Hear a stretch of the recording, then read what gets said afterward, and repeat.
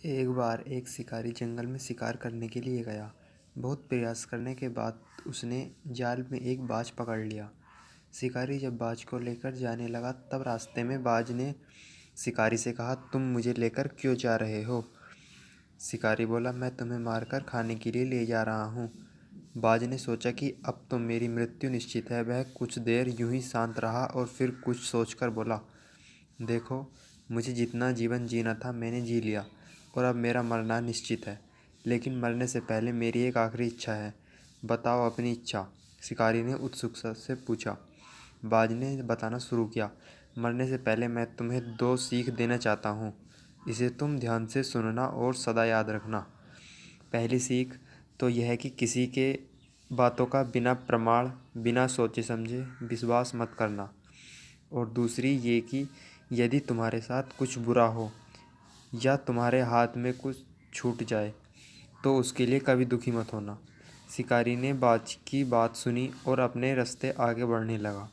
कुछ समय बाद बाज ने शिकारी से कहा, शिकारी, एक बात बताओ, अगर मैं तुम्हें कुछ ऐसा दे दूं जिससे तुम रातों रात अमीर बन जाओ तो क्या तुम मुझे आज़ाद कर दोगे? शिकारी फौरन रुका और बोला, क्या है वो चीज़, जल्दी बताओ। बाज बोला, दरअसल बहुत पहले मुझे राजमहल के करीब एक हीरा मिला था, जिसे उठाकर मैंने एक गुप्त स्थान पर रख दिया।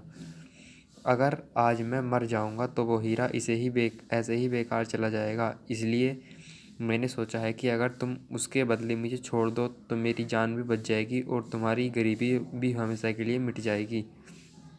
यह सुनते ही शिकारी ने बिना कुछ सोचे समझे बाज को आज़ाद कर दिया और वो हीरा लाने को कहा।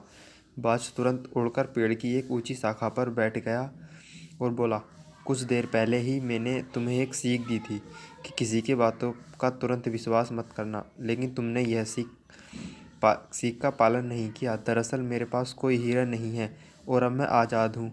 यह सुनते ही शिकारी मायूस हो पछताने लगा। तभी बाज फिर बोला, तुम मेरी दूसरी सीख भूल गए कि अगर तुम्हारे साथ कुछ बुरा हो तो उसके लिए तुम कभी पछतावा मत करना।